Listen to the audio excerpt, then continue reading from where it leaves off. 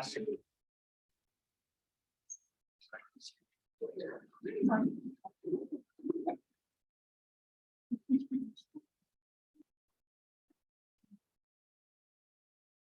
Welcome to the 2022 Stephen Ambrose Memorial Lecture. We'd like to extend an extra warm welcome to the students of Chief Dull Knife College at Lame Deer, who are joining us through an internet connection. I'm Lorna Millen, a board member of the Lewis and Clark Library Foundation, which is sponsoring Gerry Robinson's presentation on the people and places of the Cheyenne story. In a few minutes, you'll meet Gerry, and he will take us to Cheyenne country, which once extended from the Yellowstone River on the north to the Arkansas River on the south, the Rocky Mountain Front on the west, to the Missouri River and the Black Hills on the east. Today, the Northern Cheyenne Reservation is located on the plains of southeastern Montana, not far from where my people occupied Indian land in the Glendive area. The following land acknowledgement is based on this landscape. Therefore, this evening, you will hear about a region which includes the past, present, and future homelands of the Oglala, Unkapapa, Northern Cheyenne, Assiniboine, and Miniconjoa. We acknowledge the legacy of more than 100 displacement, violence, settlement, and survival, and we respect and seek out inclusion of differences. Gerry said that he embarked on writing this book, plus the two that will follow, to make it possible for Cheyenne youth to have a better understanding of their ancestors and family histories than he had. His wish was and is to create a format that is informative and inspires them to want to hear more. If this is so, Gerry says, the book will have served a good purpose, be a best effort in a good way, and pleasing to the people and the creator, Mahayak. Books 2 and 3 will tell the incredible story of the Cheyenne people's struggle to stay in their homelands. It's an honor to introduce Gerry Robinson and acknowledge his great effort to give us, all of us, this story.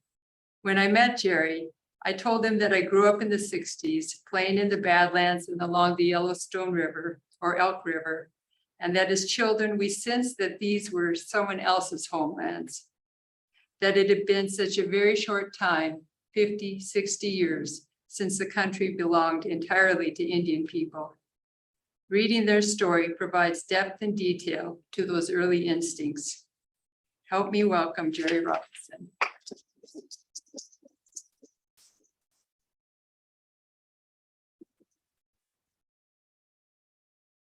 Thank you, Lorna. Thank you to the Lewis and Clark Library Foundation, Patty, Bruce, everyone who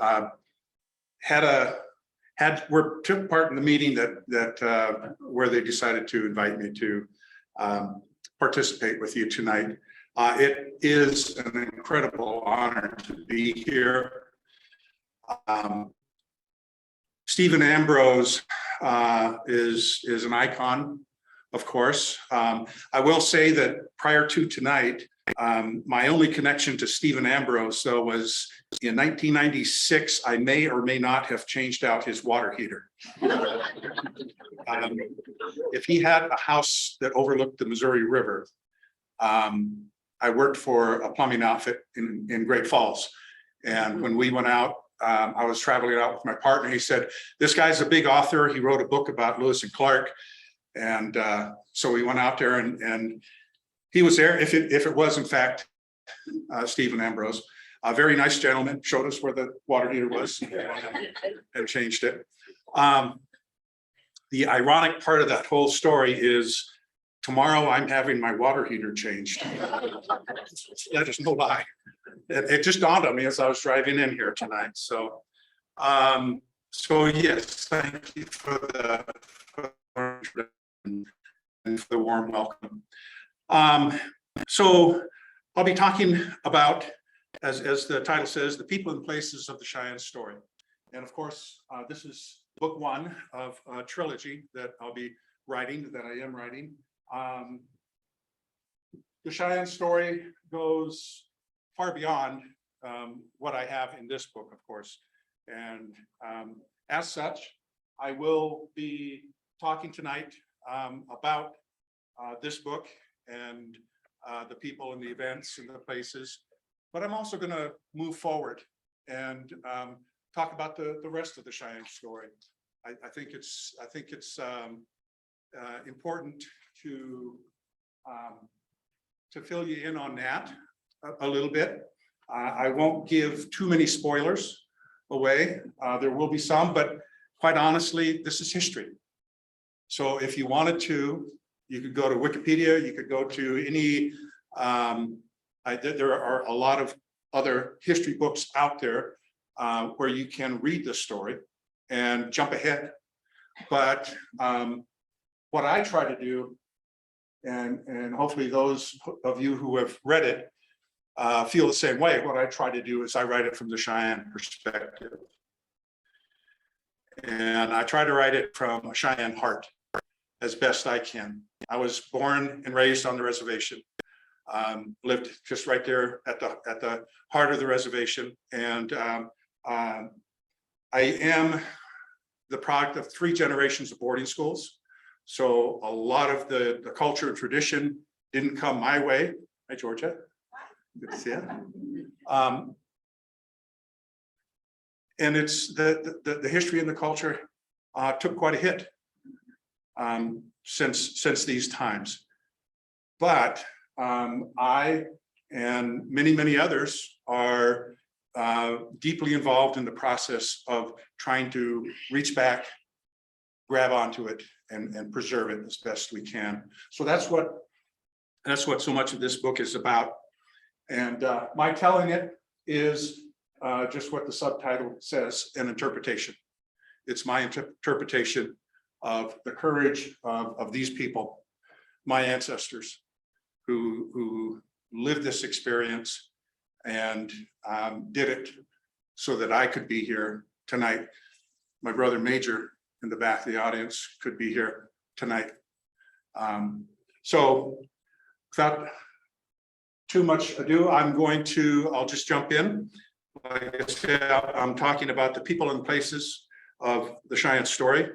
And I knew this would be the case. I'm going to see if we can get this thing to move. It was stubborn earlier.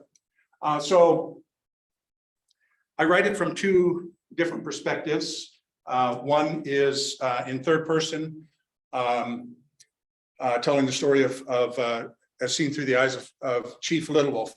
He is the one that's standing up there.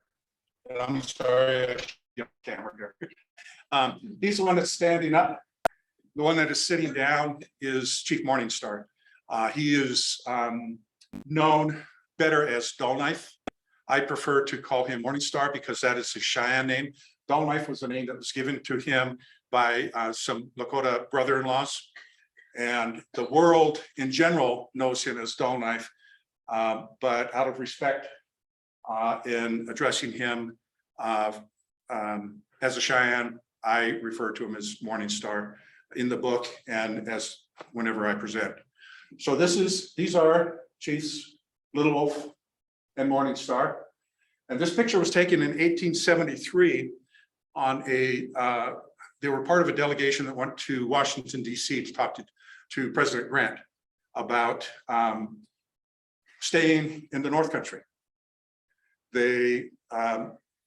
Grant and the US government wanted them to move south to Indian Territory to join up with the Southern Cheyenne.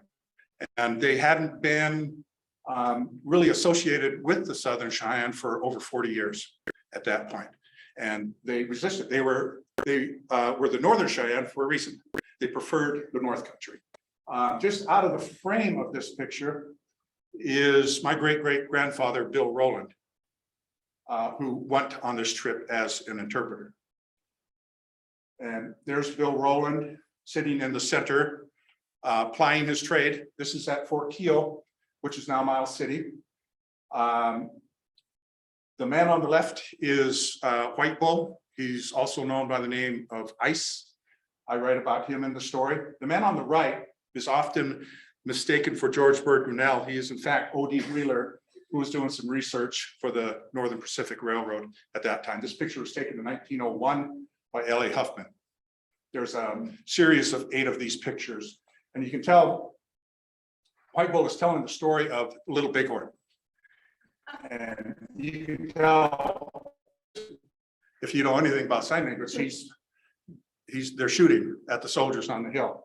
So there's a great picture after this one where my grandfather has just rolled a cigarette and he's sitting there, and White Bull is doing this.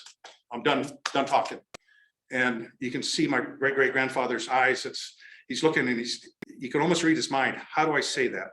How do I relate that to the researcher? So moving forward, the story takes place in what I call Cheyenne country. I had this map made up for the book, and if you notice, you'll recognize the flow of the rivers. The names are Cheyenne names for those rivers. This is what we call the Yellowstone River. You heard Lorna call it the Elk River. That's what Cheyenne knew it as. The North Platte was the Moonshell River. The Arkansas River is how they pronounce it in Kansas. I was corrected on that when I was there. But I had a quick comeback. I said, well, Cheyenne called it the Flint Arrow River. So there. So their range was from the Elk River down to the Flint Arrow Point River at its largest. Book 1 talks about the area in red, and we'll take a little closer look at that. I'll get back to this map here and talk about it in more detail, but this is the general lay of the land for book 1. Okay. And what I want to point out in particular is this black square right here is where there's a battle that takes place in the book, and that's where the battle happened. And in fact, this was the scene where the battle took place. This is the Red Fork Valley. This is the Cheyenne called it Willow Creek, runs along through here, goes out. This is called the East Gap. It's a real tight gap that turns and runs this direction. You can see where the plates shifted, and this north side of the valley rose up. And I do my best to describe this, but I feel I fell quite short. I mean, it's just stunning to look at, stunning to visit. The red knoll that I talk about in the book is right here. An interesting feature is this point right here. Touch on it briefly. It's where the herder who was watching the horses was sitting in the early morning hours when the cavalry came into the canyon.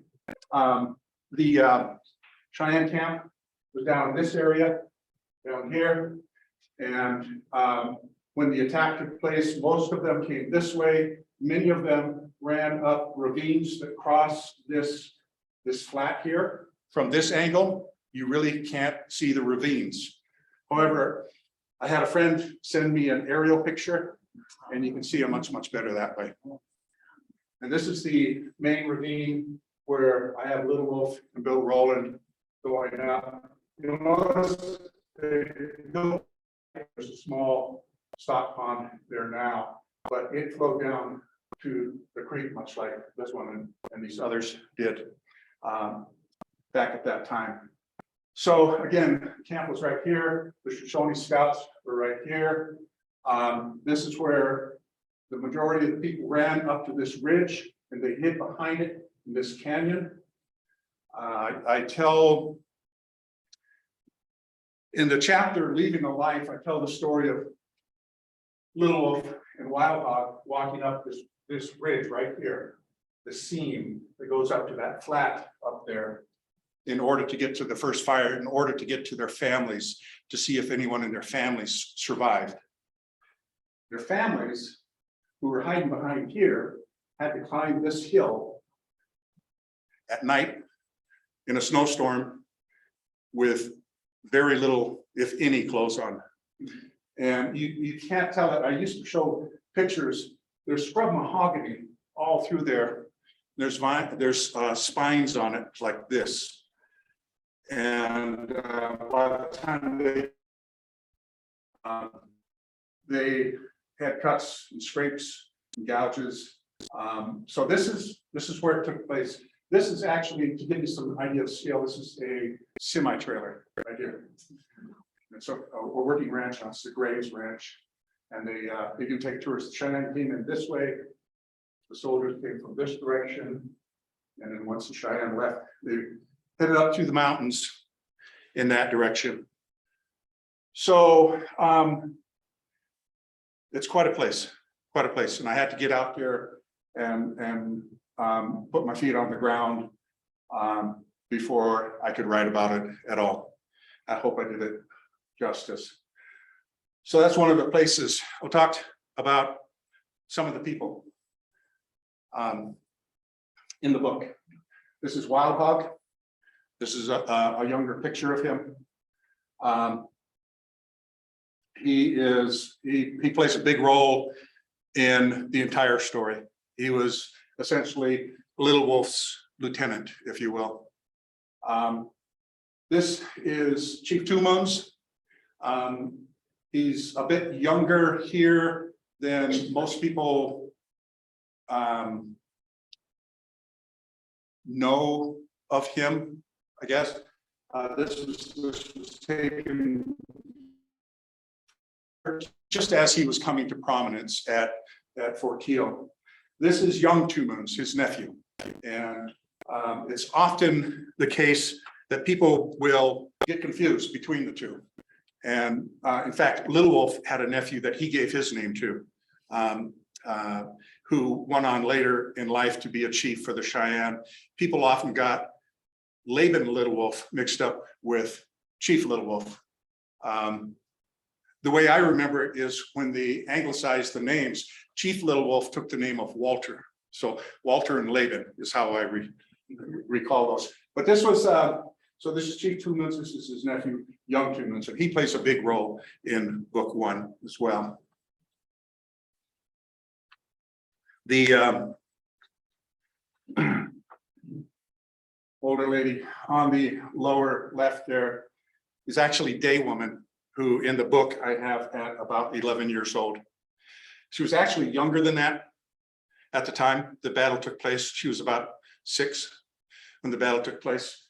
But in writing this book, I knew that I needed some way to be able to describe the effect that these events had on the children. And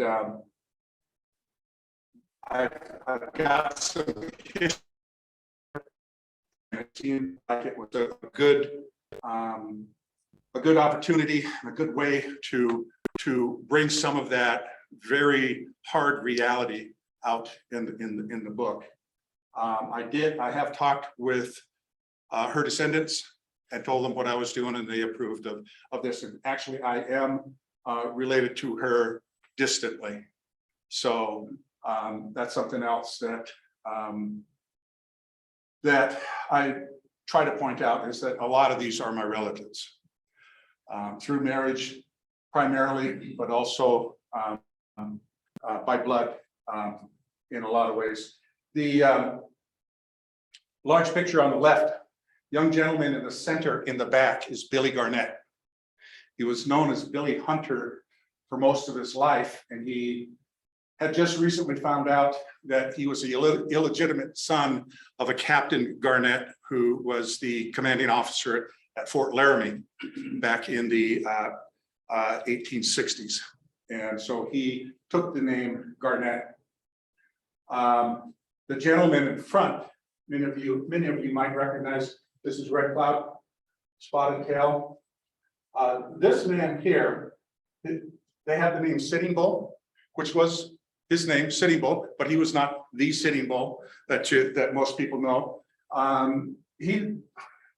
The officers, the military referred to him as Sitting Bull the Good, Because he was a peaceman.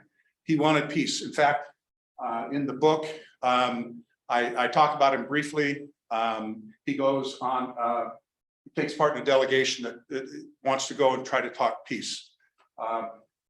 Except in the book, he has another name, which is Tax the Drum, or Carries the Drum. He was known by that name, so that's the name that I use in the book, rather than Sitting Bull, because it'd be quite confusing if I use that. So Billy Garnett is the main person I wanted to point out here. This picture was taken as part of an 1875 delegation, Lakota delegation to Washington, D.C. At this point in his life, Billy was what Bill Rowland called a snapper. He was young, cocky. I mean, you can just see the stance there. There's a picture of him with another delegation that I don't have on this, that was done in 1878 after the death of Crazy Horse, which he played a part in. And looking at that picture, his demeanor has changed significantly over the course of the time. He was involved in this attack on the Cheyenne camp. He was involved in the death of Crazy Horse, and that takes a toll on a young man. And you can see it in his face in the other picture. Here, he's still a bit of a snapperhead. He did go on, and I feel I need to say, he did go on to become a very well-respected, very knowledgeable, very informative member of the Lakota people. Eli Ricker did some tremendous interviews with him. He brought forward some incredible information on all of these events of this time. He was a great source for Ricker and for others. So I just want to put that out there. I tell my Lakota relatives, if they have any issues with how I portray Billy in this book, be patient with me. I have 2 books yet to go. So moving forward, this is a picture of Lieutenant William Philo Clark. Plays a big role in the book. Sitting next to him is a Lakota named Little Hawk. Mari Sandoz misidentified him as Little Wolf, but it is in fact Little Hawk, who is the uncle of Crazy Horse, one of the uncles of Crazy Horse. This is William Philo Clark. He wrote, well, when he came onto the scene after Little Bighorn and rode with Crook quite a bit, he started picking up the Native American Sign Language, and he wrote this book, The Indian Sign Language, in a period of 8 years. And Billy Garnett, in one of his Eli Ricker interviews, made a comment about how Bill Rowland, my great-great-grandfather, was one of Clark's first tutors in sign language. And I found that pretty remarkable. And I read Clark's introduction to the book. One of the lines says, "On the march by the campfires at night and in the early gray of morning, just before charging down on hostile Indian village, I took my first lessons in this language."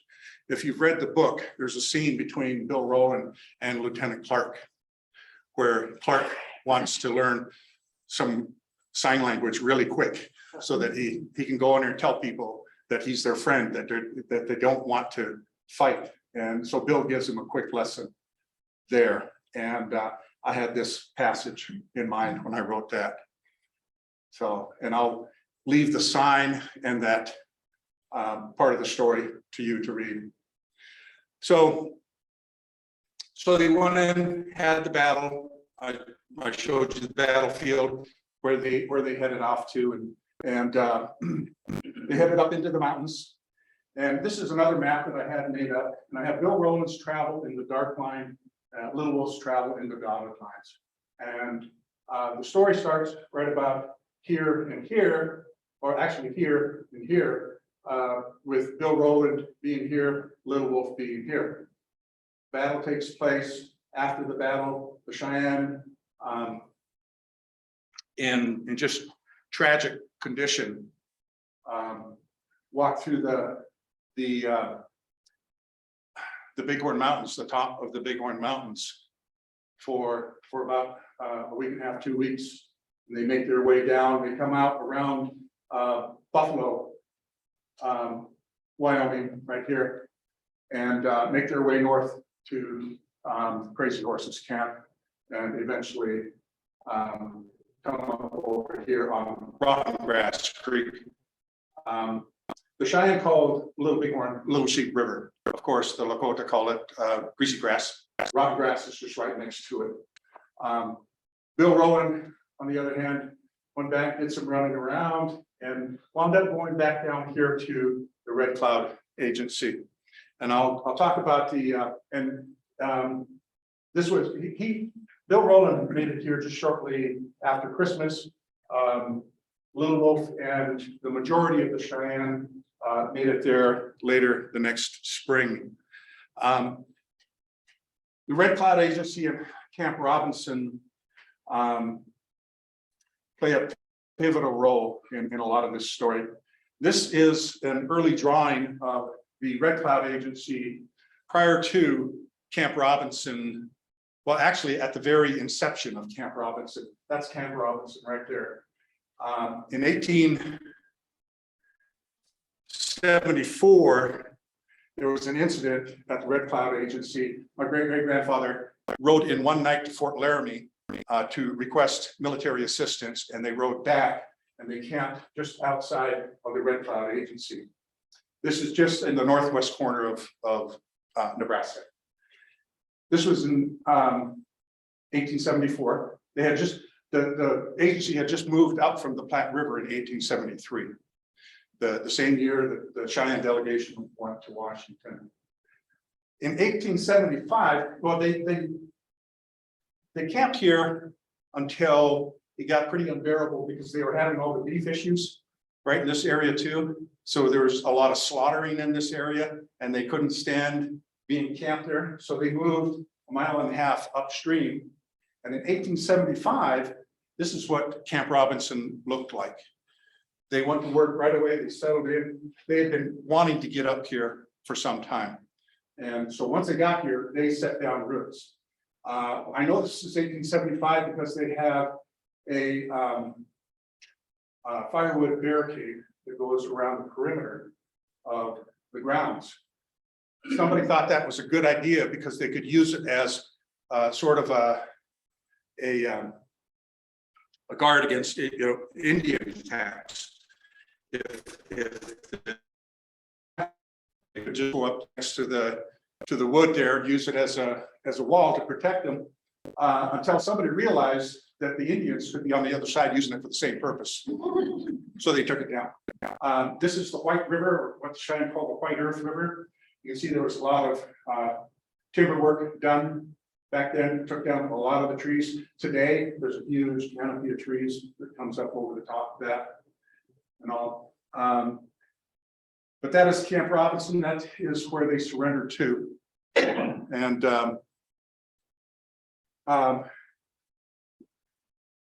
met with the military, and won't get into too much of the detail about what transpired there, other than the Cheyenne had appointed one man to speak for them. The military wanted one man to decide for them, and which is not the Cheyenne way. But the minute a man named Standing Elk said, "We'll go south," that was it. The deal was done, and the Cheyenne were set up to go south. And that's about where book one comes to a close, as the Cheyenne are being sent south. Cheyenne Arapaho Agency. It's called the Darlington Agency in the south. They agreed to go down on a 1-year trial. They were told, if you don't like it, after a year, you can come back. They were down there 6 months and they knew they didn't want to stay, or at least the band that was under Little Wolf and Morning Star. Well over 300 of them had enough, and actually there were more that wanted to go. But what happened in the first year is they go to a country that they were unfamiliar with, an environment that and conditions they weren't used to. They contracted measles, malaria, and the rations that they had been promised weren't delivered. The government continued to give the Darlington Agency the same amount of rations that they had been giving them before 900 and some odd Cheyenne came down, Northern Cheyenne came down and were placed there. So they were dying from measles, malaria, and starvation. They lost over 50 people in that first year. And well, before the year was up, Little Wolf and Morning Star had a conversation, several conversations with the agent, John Miles, who was a Quaker, said, we don't want to stay here. We want to go back. Please let the Great Father know we want to go back. And Miles refused their request, was not sending any letters to make any requests to let him return north. So on September 9th, basically a year and a month after they had arrived, Little Wolf and Morning Star took 353 people in their band and headed north. This is a drawing of the Darlington Agency in 1878. This is what it looked like. I've been down there several times. All these buildings are gone. It's an ag station now, much like what Fort Keogh is in Miles City. It's an agricultural station. There are a couple of neat older buildings, but they were built after this time period. So this is the rendition of what the Cheyenne and Arapaho Agency looked like in 1878. So the Northern Cheyenne left, and they traveled up out of Oklahoma, through Kansas, through Nebraska, and they split in Nebraska into two bands. I'll get to that here in just a bit. It took them about 2 months to make this journey. The day after they left, two companies of soldiers got on their tail and chased them from the Darlington Agency all the way up to about this area here between the Republican River and the Platte River. And those two companies followed them that far. I lose track of how many companies they had coming in from the side. There were 3 sets of railroad tracks that come across here where the soldiers were traveling back and forth, looking for the Cheyenne, trying to stop them. And then they had the division of the Missouri and the division of the Platte all out. Roughly the numbers that I've heard, soldiers in all, focused on trying to stop the Northern Cheyenne. These two companies, G and H, followed them all the way up here. And much of the story in book 2 bounces between the Cheyenne and these two companies of soldiers. There were several altercations that took place on this journey north. And book 2 will be giving the Cheyenne perspective as best I can on those. I've been traveling this country for a lot of years now. I've got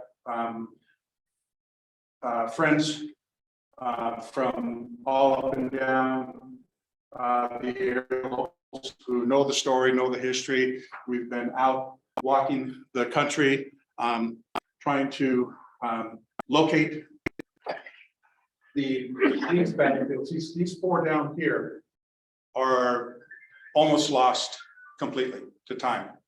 They're There are brief mentions of them in military reports, vague mentions, descriptions. So we're in the process of trying to do locates on these 4 down here. These 2 are pretty well known, and I'll get to this all here in just a bit. But where those altercations were located. And I'm going to back up here just real quick. As they came through southern Kansas, they did a lot of raiding through here, actually all the way through Kansas. But what they had hoped to do is come off of the reservation, come off the agency, and this is cattle country here. Dodge City is right up in here. And so they were raiding ranches, stocking up on horses, beef, and whatever else they thought they would need to make the trip from here to here quickly without causing any fuss on the way up. They could, once they got here, they could, turn north and make a run. Because when they left here, they were moving on all the horses they could steal and what smattering of guns they could gather, whatever supplies they could cobble together from an agency that wasn't giving them anything. So they stole from the Southern Cheyenne, from the Arapaho, anything they could get their hands on to get them up here to cattle country. And then this was their kitchen, basically. This is where they had planned on getting all their supplies.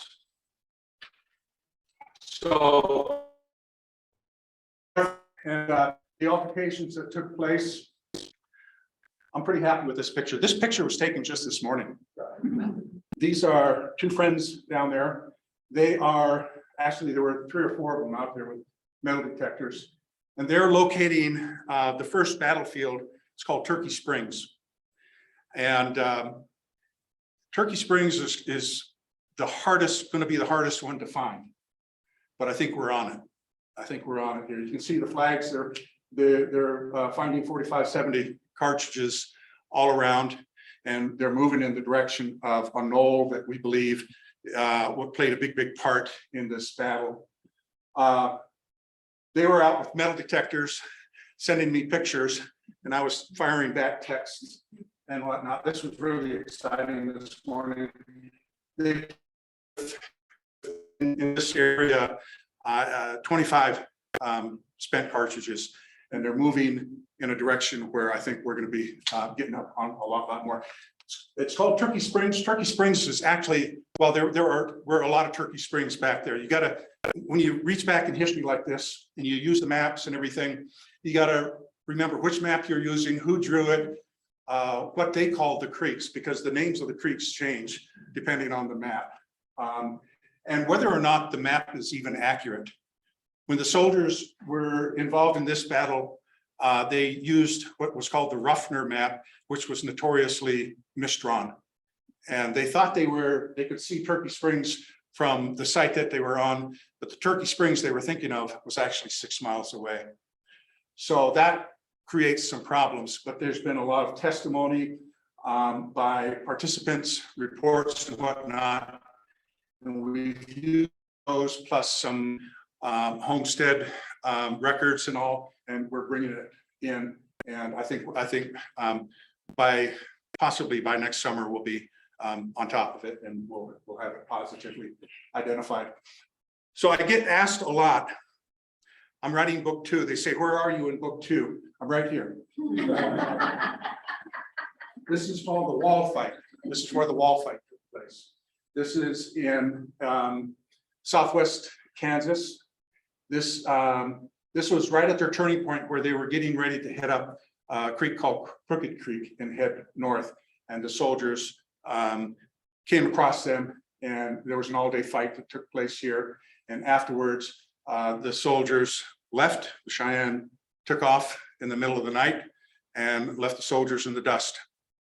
And which is a lot of the story of book 2. The Cheyenne basically outsmarted, outfought, and outran the US government from Oklahoma all the way up into Nebraska. And it doesn't matter who you read about that part of the story. That's a given. That's well known that the campaign, basically, you hear about Indians raiding a lot. this was a campaign, just like a military campaign. Lil Wolf knew what he was doing, and he put together this run north, just like a general would a campaign. And they made it. But in the process, there were losses. And this is a picture I took just this summer.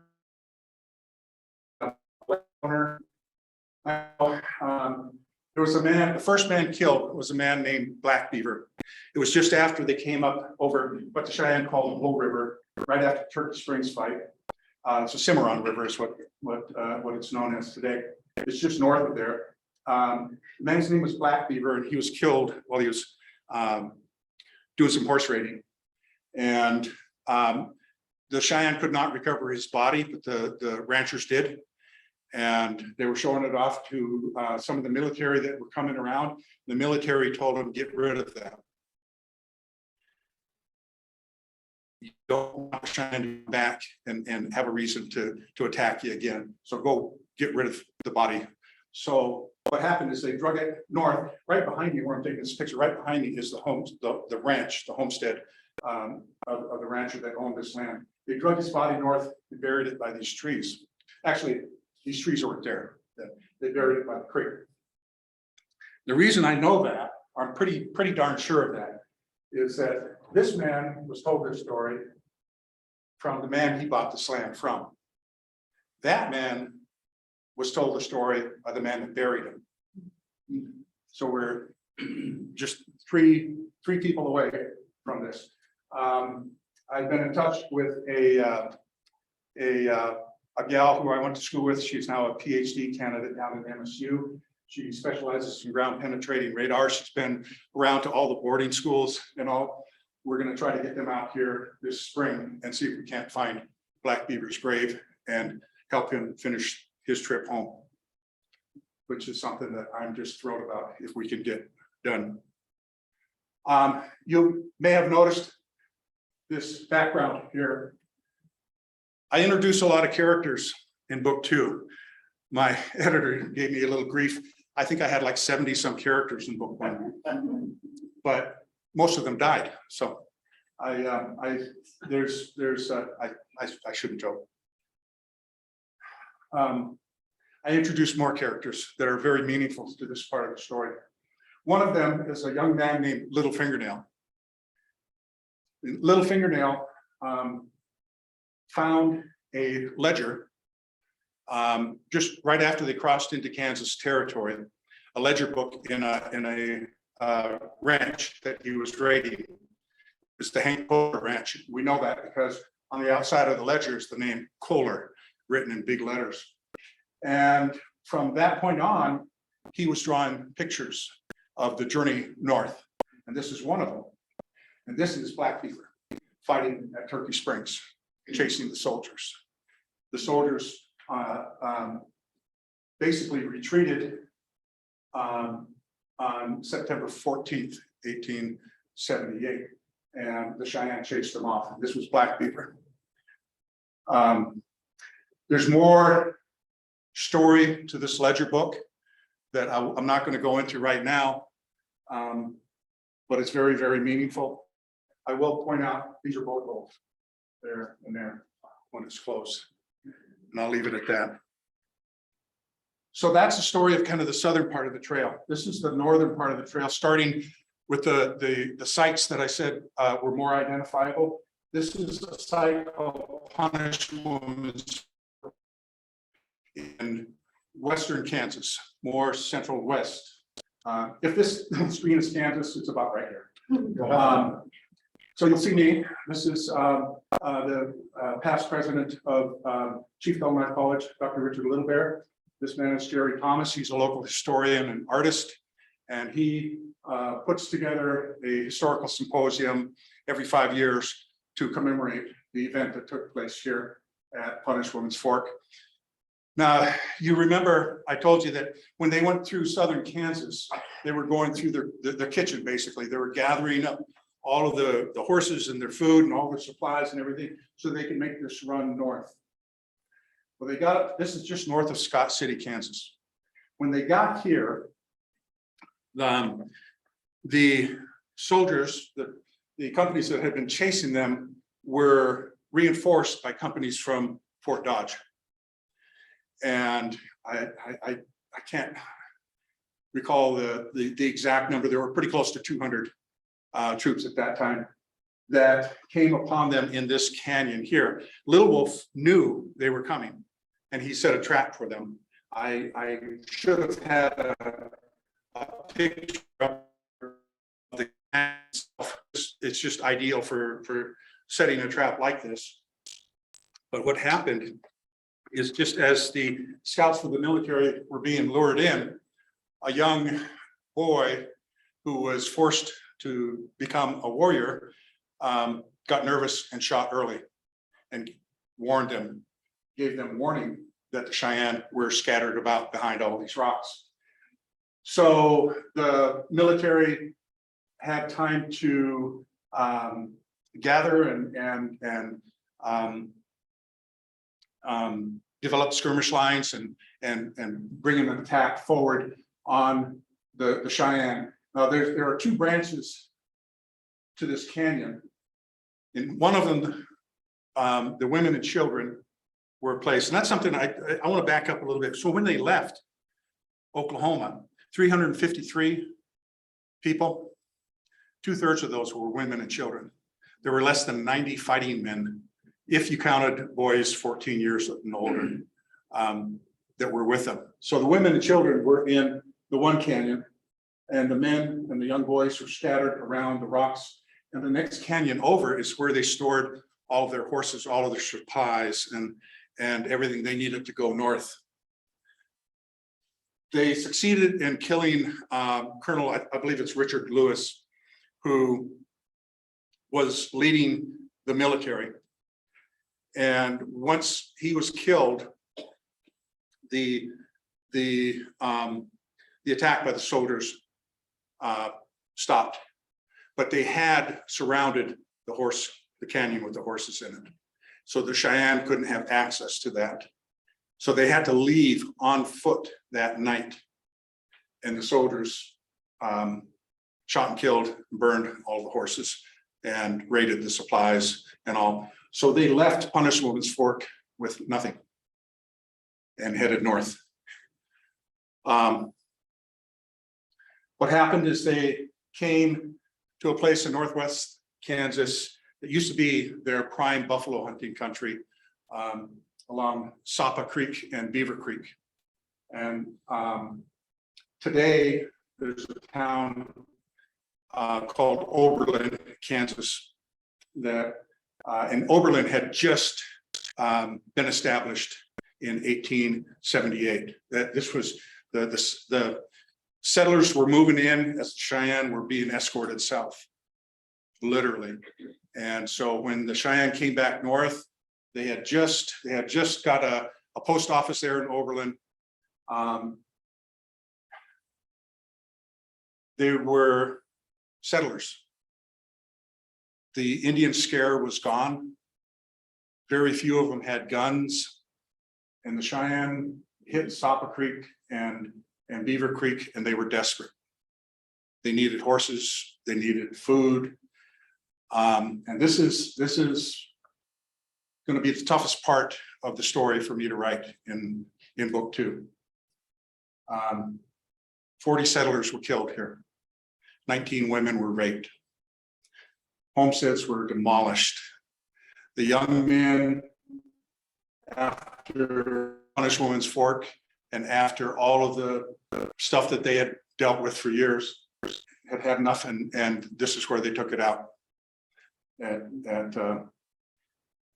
Sapa Creek. Sapa is Lakota, meaning black water. Cheyenne is Moktoth, black water. And both of these sites have commemorative events. They're very well done, and the people that do them are very sensitive, very aware of the situation that the Cheyenne were in when they came north. Next year, 2023, they'll be holding the 140th anniversary commemoration here at Punished Woman's Fork as well. as at Oberlin, Kansas. I'll be down there for both of those. What we're hoping to do is use these, come on in guys, use these as kind of templates for 5 years from now for the sesquicentennial event, the 150th anniversary of this journey north. And I've invited people from Oklahoma and Nebraska to take part in these events and see if we can't do something very similar to what was done for Lewis and Clark in 2004. So, so there's those two events, locations. This is a Nebraska State Historical Marker. It sits just east of Oglala, Nebraska, just north of the North Platte River. This is where the Cheyenne crossed the Platte River and essentially considered themselves home. Some of the documents that I've been researching recently tell me that most of the Cheyenne, when they tell the story, they say they split south of the Platte River. And so I'm gonna, when I write this portion of the story, I'll be digging a little bit deeper to try to make sure I get as accurate a Cheyenne perspective on what happened here as I can. But at this point, this is for now in the popular knowledge base of the day. This is where the Cheyenne crossed as one group, and they split just north of here on Whitetail Creek.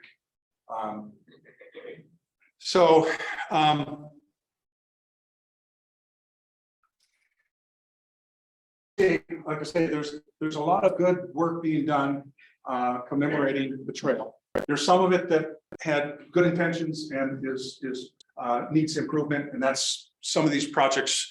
I'm working on some projects to try to, in addition to writing the books, to try to bring better recognition to this tremendous piece of history.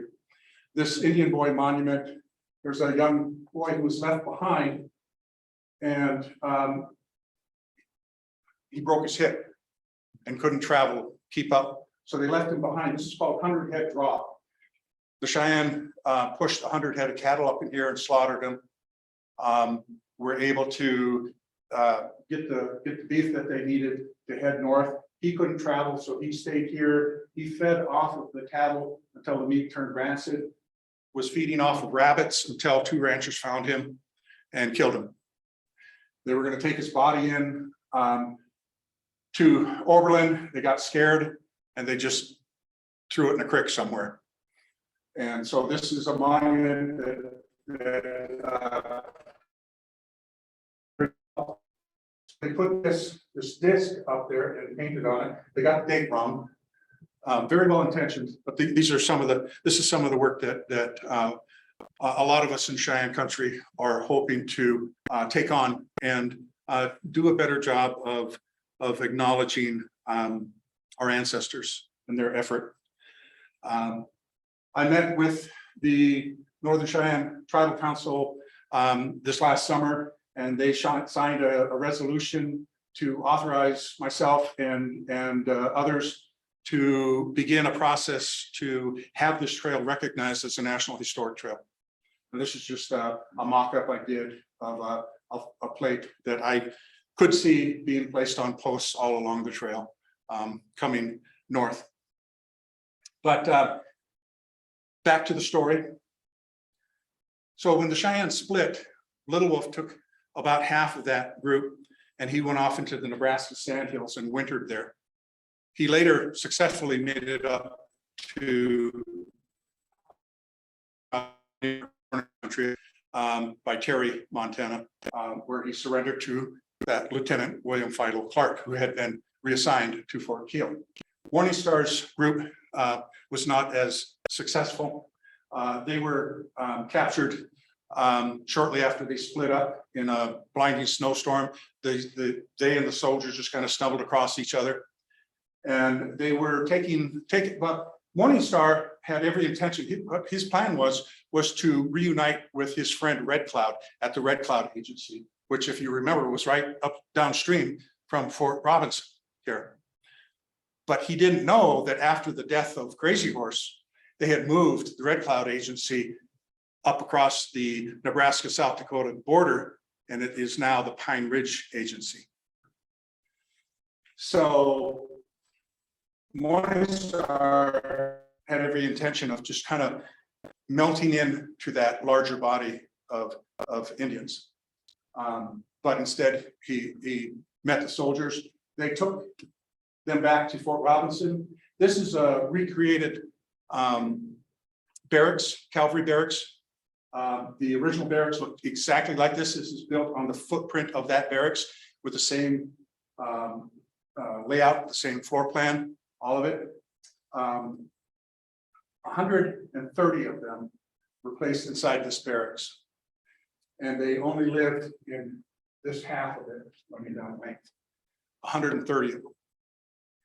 And initially, there used to be a fence that went back here, a yard that went back around here. Initially, they were well treated for a couple months. They were captured in October and were well treated.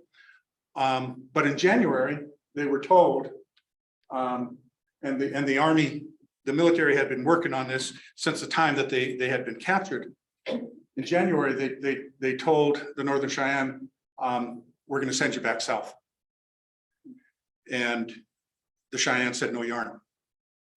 They said, you might as well kill us here because we will die before we get sent south again.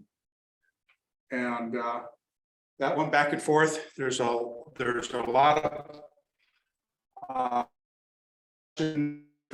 arrested, and I'll detail that. This is about where book 3 starts.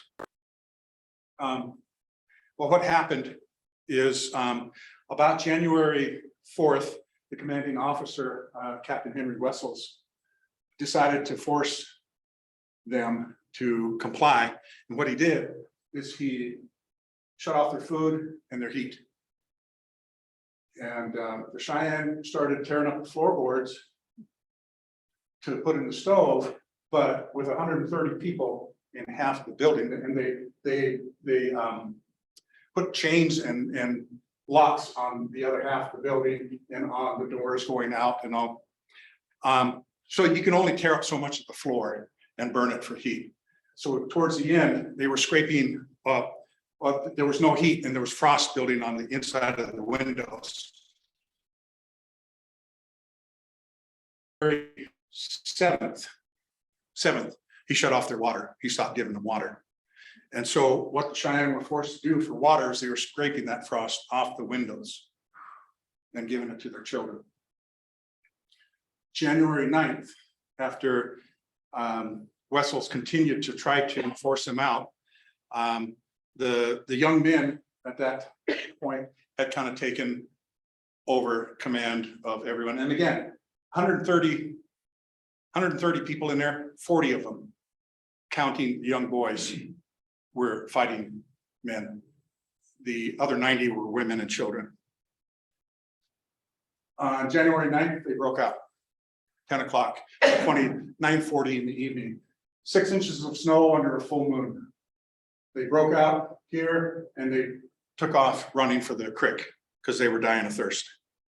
And this is a sign that's located on the grounds. This is the confluence of White River and Soldier Creek runs this way. And the Cheyenne were just heading for water. And they were trying to break through the ice. What they did is they killed 2 or 3 guards that were around. They had hidden some guns. They killed 2 or 3 guards that were around the building and basically ran for their lives. 5 men created the line of defense right here to allow the others to run. All 5 of them were killed in that spot right there. As you can see, this sign here, let's see, gives a number. After they fled across the surrounding White River beyond, under heavy fire from pursuing troops, they followed the river and climbed the high buttes several miles to the west. During the initial fighting, 27 Cheyennes and 5 soldiers were killed. There were more than 27 Cheyennes killed. There were about 30 or 30 in the low 30s, 32, 33 Cheyenne were killed. there at the White River and as they cross Soldier Creek. We are out there this summer, working with my brother Major on building helping up an effort to build a commemorative trail to follow where these people ran.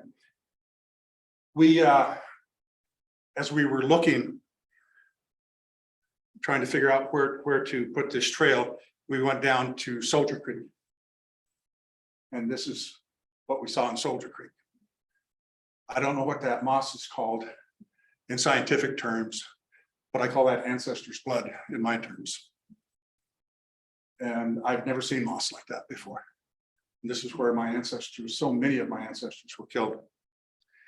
So they ran from the barracks in this area along the White River up to these sandstone buttes here. They don't look too imposing from this angle. From this angle, they do. 6 inches of snow, middle of the night, soldiers facing them. 30 of them made it up over the top of that. Countless numbers of them were killed in these foothills here. Here's another perspective from the top of the buttes. This is where the barracks is. This is the area that they ran along. And there's a, this is one of the maps we're using to build this commemorative trail. It's called the Cheyenne Healing Trail. And the reason we're building it is to promote healing. We aren't pointing fingers. This is about coming together as a larger community and recognizing the sacrifice that these people gave in this effort to either live or die in their home country. And around the committee, we say it very often. When they broke out of the barracks, they were thinking of us. This next generation to come and the generation after that, that's why they wanted to be up here in their homeland. We're talking about putting different reflection points along the way. The effort started long before I came along with it. 2016, they built a monument right here, and the trail will connect the barracks to the monument. And that's the blessing of the monument. My brother Major had a lot to do with this. This is a friend of ours, relative, who was a white crane, who was blessing it.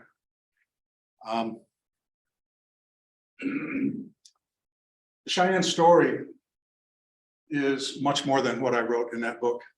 And it'll be much more than what I write in all 3 books together. I will be unable to capture it. I'm going to make my best effort at it. But it's very important, like Lorna was saying, I feel it's very, very important. And I'm working on these projects, feel it's very, very important that we reach back and we grab this history and we hold on to it and we preserve it. And we do it for 2 reasons. One is to remember those who came before us. This is my favorite picture. This is a great auntie of mine, Iron Tooth Woman. You'll read about her in the book. And this is the next generation. This is a great niece of mine. This is my sister Sandy, talking to her great-granddaughter. We do it for both. We do it to acknowledge and remember. We do it to inspire and educate the next generation. Essentially, we do it for our people. This was taken this Labor Day weekend at a powwow in Ashland. So with that, I thank you from the bottom of my heart for your interest in this story, for inviting me here to share it with you. And I look forward to doing the best job I can to tell you the rest of it. So thank you.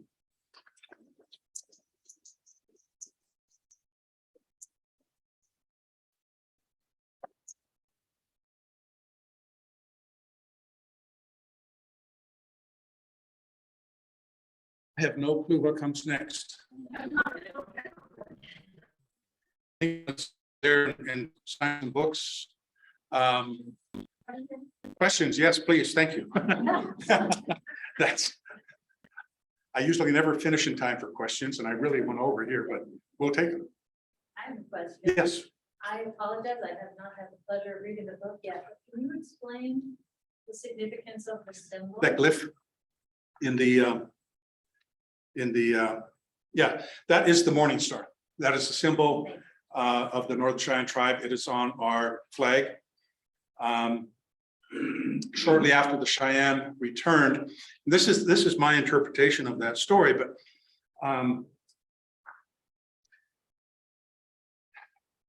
Little Wolf was deposed once they got north, and there was a faction. Well, actually, there's a lot more to this story that I won't give away too much on, but there was a part of the tribe that Little Wolf was a sweet medicine chief. He essentially, according to Cheyenne tradition, owned the people. And when the incident happened that he was deposed, this is my perception of it. They were no longer Little Wolf's people. And the band that was closer to Morning Star proclaimed themselves to be Morning Star's people. And that just kind of stuck.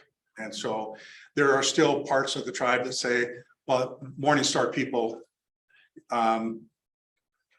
is okay for us to get behind as an entire tribe, but technically there are Morning Star people. There are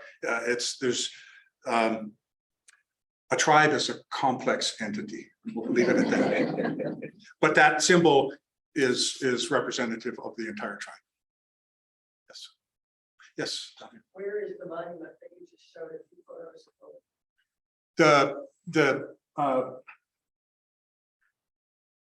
See if I can back up here. Oh, turn it on. This is at Fort Robinson, just west of Fort Robinson, which is right near Crawford, Nebraska. Crawford is about 3 miles from Fort Robinson to the east, and this is about 3 miles west of Fort Robinson. Yeah. Beautiful piece of work, yeah. Can you talk about the timing of the Cheyenne's run north and the Sand Creek massacre? Sand Creek took place in 1864. This woman, Iron Tooth woman, was there. That took place in 1864. The Cheyenne breakout took place in 1879. So 15 years later, there were the battle at that battlefield that I showed you early on took place 5 months to the day after Little Bighorn. November 25th, 1876 is when that battle took place. And the rest of the story goes on from there. They surrendered in spring of 1877, went south in 1877, stayed for a year. 1878, they came north. And they were captured, brought to Fort Robinson in October of 1878. And then in January of 1879 is when they broke out.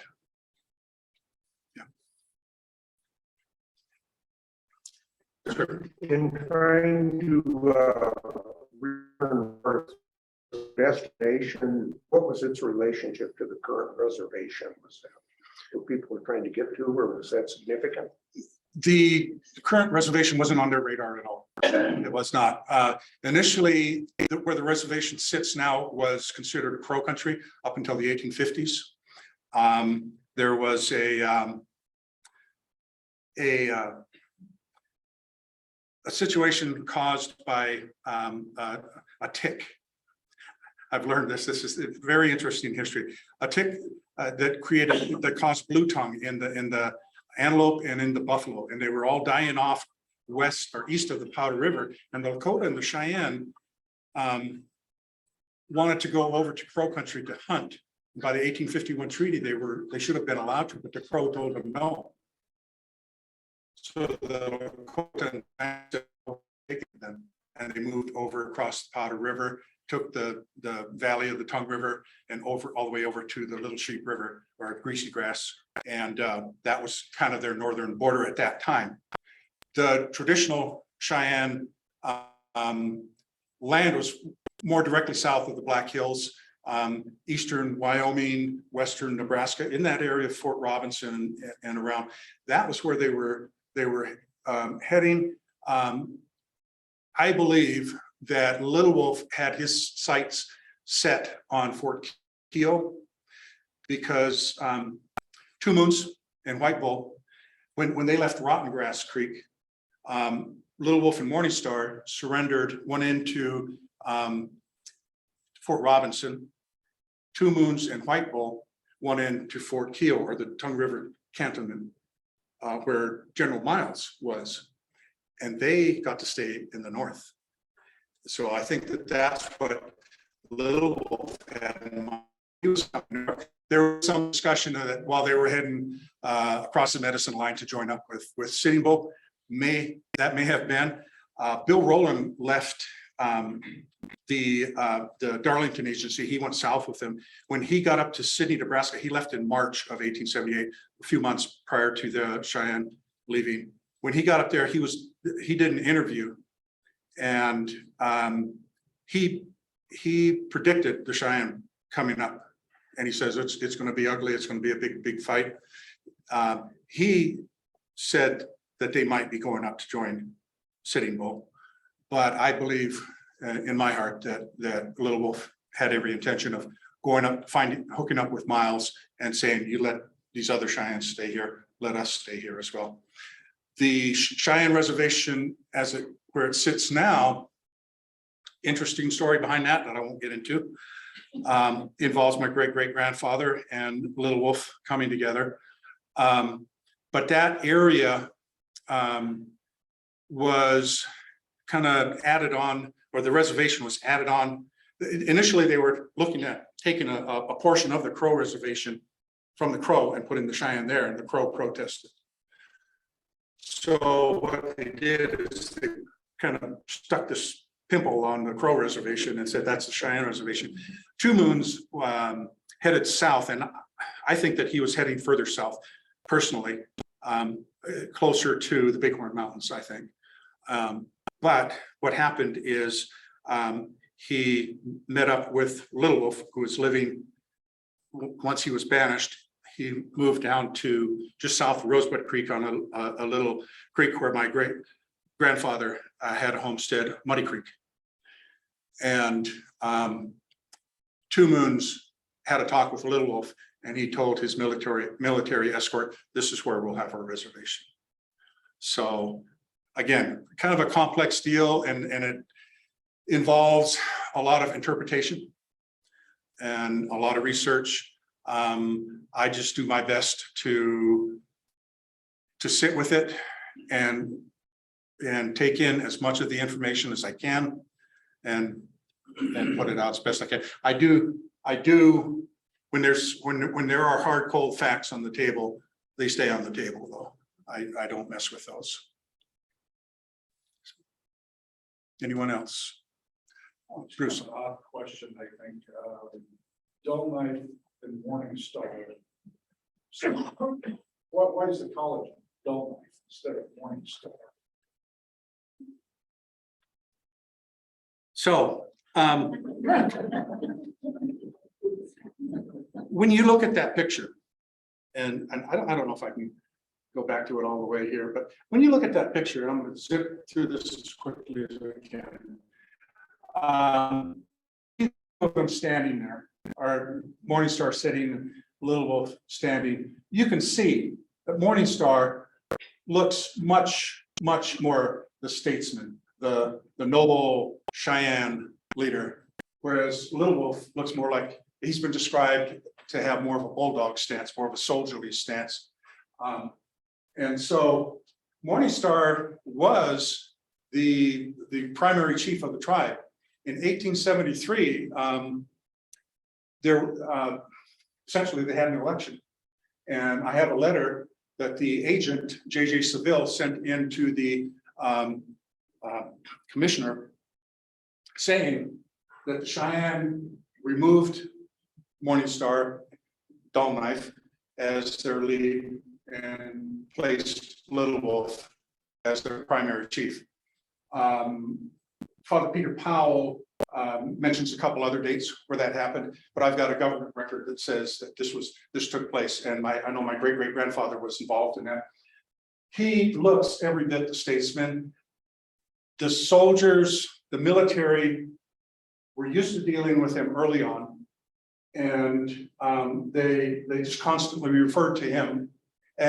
But the interesting thing is, when you go through the Cheyenne testimony and the records, they say repeatedly, Morningstar wasn't the leader. It was Little Wolf's camp in the Bighorns. It was Little Wolf that led him out of Oklahoma. They say time and again, Morningstar wasn't a leader for quite some time, hadn't been. He was when they split up because he wanted to get back hooked up with Red Cloud. Well, what Little Wolf did is he took Wild Hog, he took all his older statesmen, lieutenants, Wild Hog, Old Crow, Strong Left Hand, and placed them with Morningstar because he knew Morningstar would need backup against the young men. And what happened was all three of those men at the Fort Robinson incident were arrested. Wessels made a mistake, and he thought if he took those three leaders out, then everyone else would bend to his will. But what happened is the young men rose up. So Morningstar, again, deeply loved, very respected. When I write, that's one of my biggest efforts is to portray him the way that Cheyenne see him, which is with great reverence. I mean, he is every bit what the military said he was. This was the man who owned the Cheyenne at that time. The name Dull Knife came from his Lakota brother-in-laws, and the story is that it was a teasing name because he never had a sharp knife. He always had a dull knife. And so rather than tease him, I prefer to treat him with a little respect and call him Morningstar.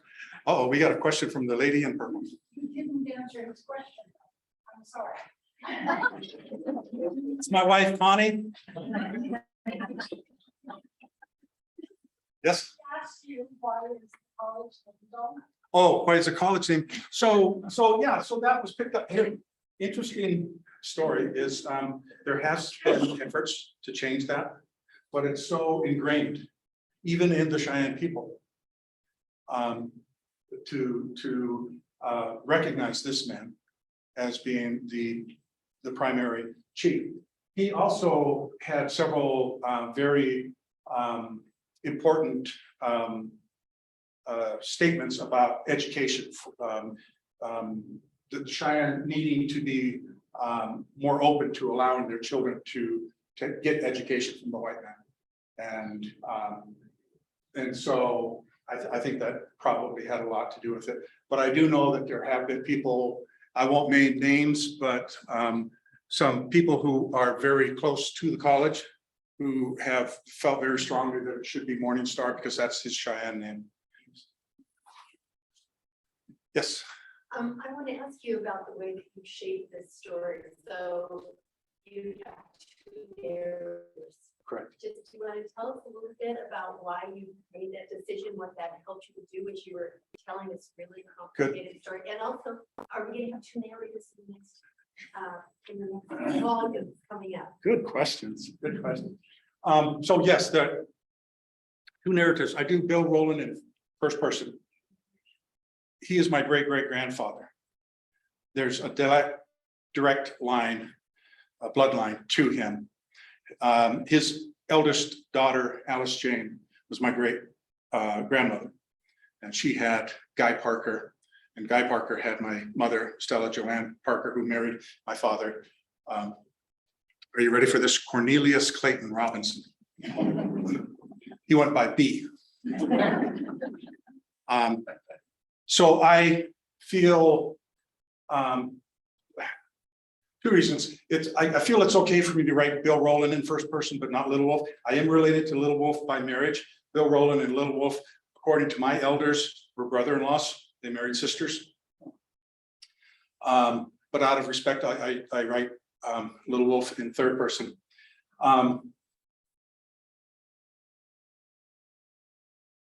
I also write Bill Rowland in first person because he was an interpreter. And in his trade of interpreting, he will get the Cheyenne story and he will tell it directly to the person who wants to hear the story. And so that's also what I try to pick up on by writing him in first person. In book 2, there will be 2 narratives. Bill Rowland is going to take a little vacay. He'll be there at the beginning, but like I said, he left Darlington Agency March 5th of 1878. But I feel it's important. I do write from the Cheyenne perspective, and I make every effort to tell the story from the Cheyenne side of things, but it is also very important in telling a balanced story to be able to help the reader relate to the other side. So there is a military officer who had a history with the Cheyenne, a Captain Sebastian Gunther, who I'm kind of using in the Bill Rowland role, except I write him in third person. So book 2 will be 2 perspectives, both in third person. Yeah.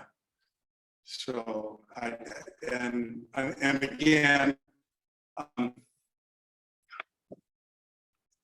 in the front matter, you see that the Mari Sandoz Heritage Society helped me with some of the editing expenses and whatnot in this book. I'm very, very grateful to them and their effort. And I went out and spoke at one of their events a year and a half ago or so. I like to say I write in the spirit of Sandoz because she wrote from the Cheyenne perspective, although she was Swiss. And but she was the first author to really take the story and take a step over here and write it as best she could. Now, she was raised not far from Fort Robinson, and her father, Old Jules, knew a lot of these people, and she had the benefit of getting information from some of the survivors who made it. And so she had a lot of firsthand knowledge. So she had a good understanding of the Cheyenne perspective. But what she did is she went way too far this way. In from my point of view, it wasn't down to Indian good, white man bad, but it was very much along those lines of taking the Cheyenne perspective to a fault. And what I try to do here is try to show more of a balanced perspective. I have a quote from Red Cloud that I like to refer to a lot. When the Red Cloud Agency was down on the Platte River, initially, it was called the Sod Agency. It was built in 1871. And there was a dust up down there between some military and some Lakota warriors. And the commanding officer from Fort Laramie went down and met up with Red Cloud, and he wanted the Lakota men punished because of this fight. And Red Cloud told him there were fools on both sides of this. And so that's what I keep in mind when I write. There were fools. There were also very good people on both sides of this. People who did their very best to do right. So that's the perspective that I try to portray in this. There were fools too. There were snapperheads. And I think that in telling this story from the Cheyenne perspective, it needs to be balanced. It needs to be more realistic and to give the reader a better sense of what really did happen here. I think it helps with the understanding and the empathy, not only for the Cheyenne, but for many of these soldiers who were just thrust into this thing, not knowing what they were coming up against. So.